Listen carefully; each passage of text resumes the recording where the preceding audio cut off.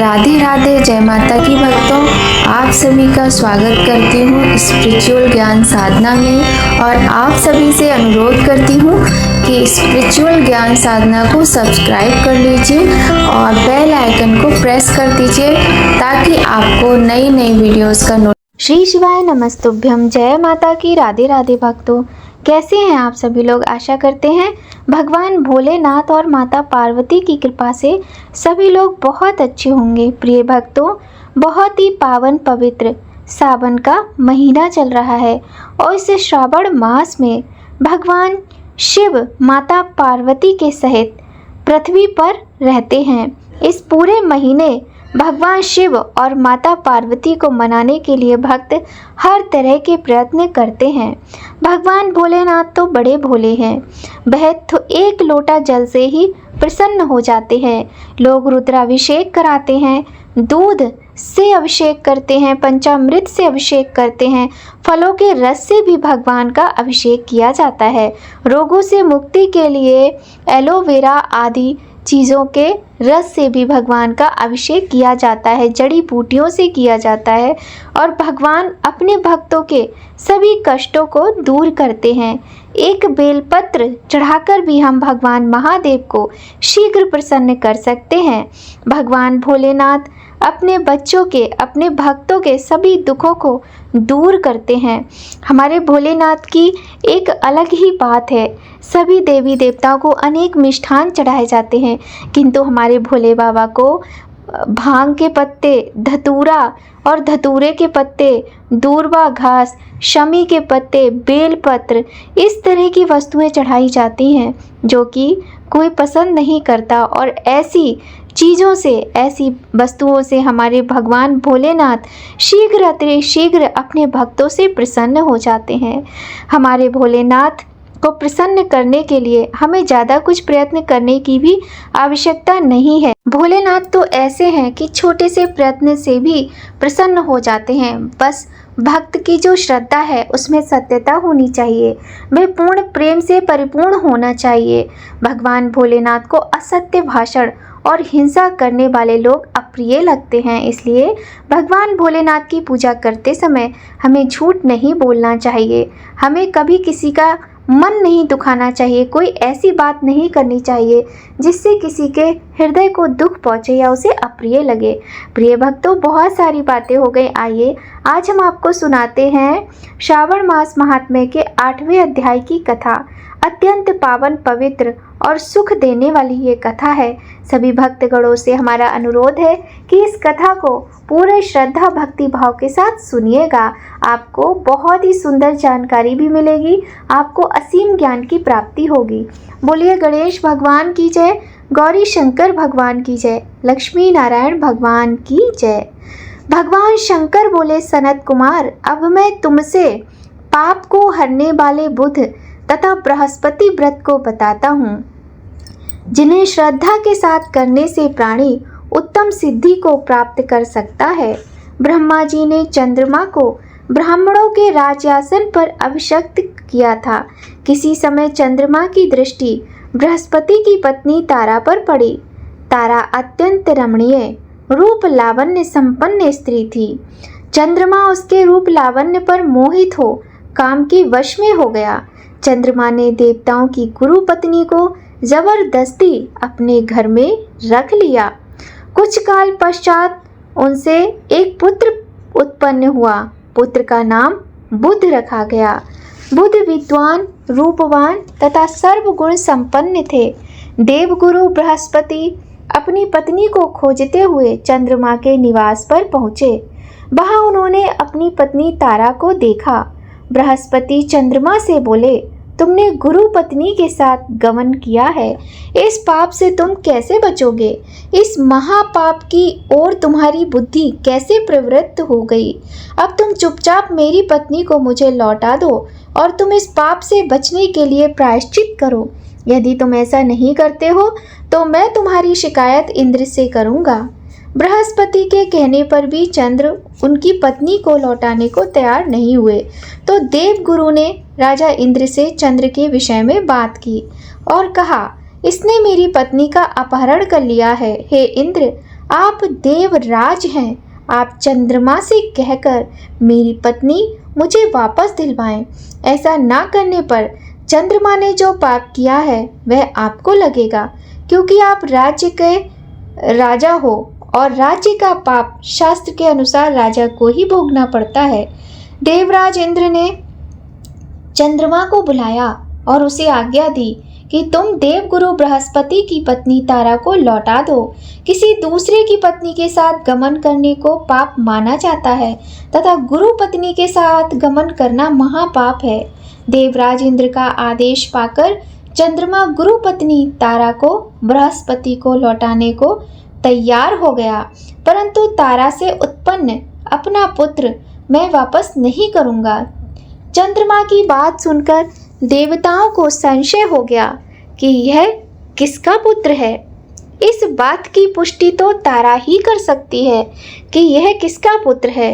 देवताओं ने तारा को बुलाकर पूछा, हे कल्याणी, तुम सच सच बताओ, यह पुत्र किसका है। लज्जा युक्त होकर तारा ने कहा, यह बालक चंद्रमा का औरस तथा बृहस्पति का क्षेत्रज पुत्र है।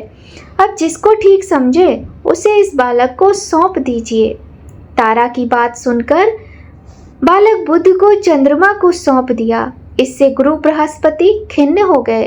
उन्हें खिन्न देखकर देवों ने दोनों को वर दिया। चंद्रमा से कहा, यह तुम्हारा पुत्र है, अब तुम घर जाओ। चंद्रमा तथा बृहस्पति पुत्र बुद्ध ग्रह होगा। ये आचार्य और भी शुभ वर को ग्रहण करो। जो प्राणी दोनों का मिलकर एक साथ व्रत करेगा उसे सब सिद्धियों की प्राप्ति होगी। भगवान शिव के प्रिय मास श्रावण में जो लोग बुध और गुरुवार के दिन अर्चना करेंगे उनके खजाने भरे रहेंगे तथा उनका क्षय कभी नहीं होगा। नैवेद्य दही भात से दोनों मूर्तियों को भोग लगाना चाहिए। जो दोनों मूर्तियों को झूले पर रखकर अर्चन करता है वह दीर्घायु तथा संपूर्ण गुणों से युक्त पुत्र प्राप्त करता है। पाकशाला में लिखकर अर्चना करने से पाक वृद्धि और देवागार में लिखकर प्रार्थना करने से देव की दया होती है। सोने के कमरे में लिखकर अर्चन करने से पत्नी का वियोग कभी नहीं होता। इस प्रकार यथा स्थान पर उसका फल प्राप्त होता है। 7 वर्ष तक व्रत करने के पश्चात इसका उद्यापन करना चाहिए। उद्यापन में पहले रात में जागरण करें। सोने की प्रतिमा का निर्माण कर विधि पूर्वक अर्चन करें। षोडश उपचार द्वारा अर्चना कर हवन करें। तिल, घी तथा खीर प्रज्वलित अग्नि में देनी चाहिए।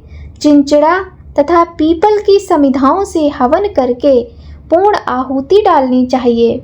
इसके बाद मामा भांजे को भोजन कराकर अन्य ब्राह्मणों को भोजन कराना चाहिए। ब्राह्मण को दक्षिणा देकर उन्हें हाथ जोड़कर विदा करने के बाद स्वयं भोजन करना चाहिए। इस प्रकार 7 वर्ष तक व्रत करने वाला प्राणी सब इच्छाओं को प्राप्त कर लेता है। जो विद्या की कामना करता है उसे विद्या की प्राप्ति होती है। वह वेदों और शास्त्रों का मर्म जान लेता है।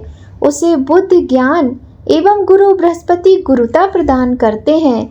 सनत कुमार ने भगवान शंकर से पूछा, आपने पहले मामा और भांजे को भोजन कराने का विधान बताया है, इसका कारण क्या है?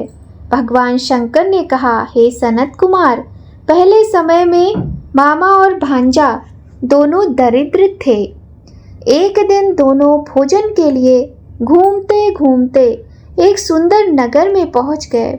उन्होंने वहां प्रत्येक मकान में श्रावण के महीने में प्रत्येक वार का व्रत करते लोगों को देखा, परंतु बुध और बृहस्पति का व्रत करते कहीं नहीं देखा। दोनों मामा भांजे ने आपस में विचार किया कि सब जगह सूर्य और अन्य वारों का व्रत तो हो रहा है, परंतु बुध और बृहस्पति का व्रत देखने को कहीं नहीं मिला। अतः हम दोनों बुध और गुरु का व्रत करें तो अच्छा रहेगा, क्योंकि अभी तक किसी ने भी इन दोनों वारों का व्रत किया ही नहीं है। ये अनुच्छिष्ट व्रत है, इसे हम करेंगे।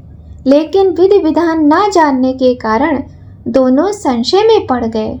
तब रात्रि में उन्हें विधि विधान का स्वप्न में पता चल गया।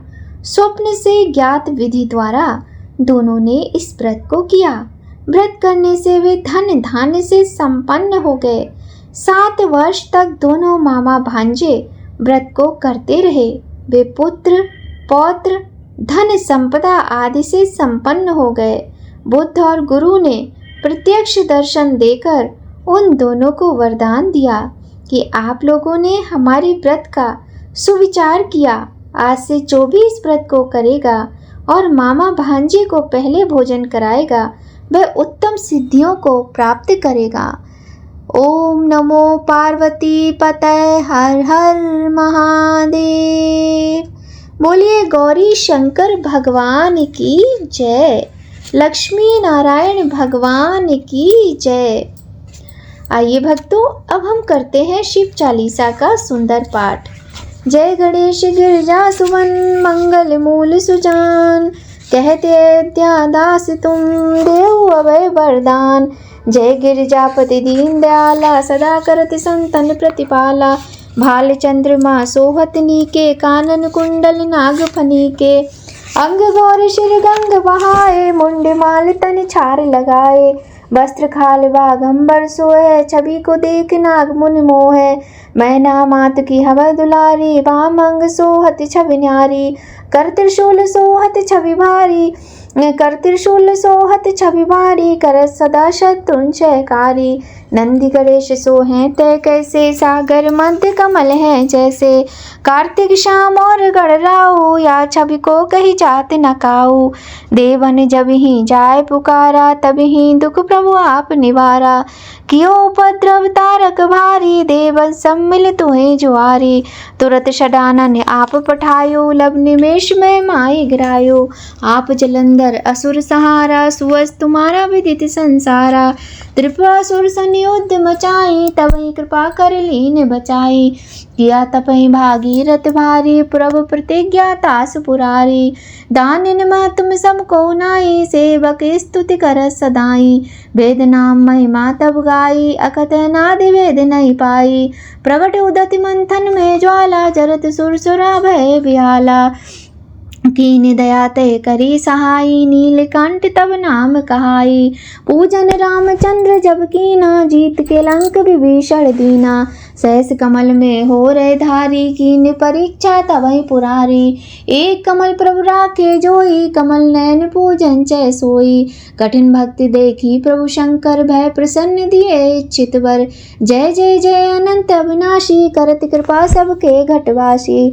दुष्ट सकल नित मोहि सतावै, भ्रमत रहो मोहि चैन न आवै।